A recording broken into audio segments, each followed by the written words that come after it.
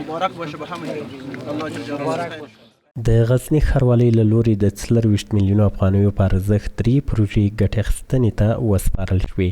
د ښاروالۍ مسؤلین وایي په دې پروژو کې چې د یو نفس مرستندویه موسسې په مالي مرسته رغول شوي د غزني ښار 4مې، 5مې او 6مې ناحیې سړکونه شامل دي.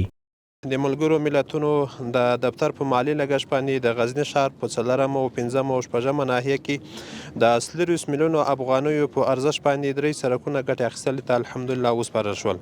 د سیمې اوسیدونکي د دغو سړکونو په جوړېدو خوښ دي او په خبره یې د سړک له رغولو مخکې له زیاتو ستونزو سره لاس او گریوان و. دمی سرک دمی کوچه که دور مخری دمینجا چندین ریکشا و چندین موترها چپه میشد.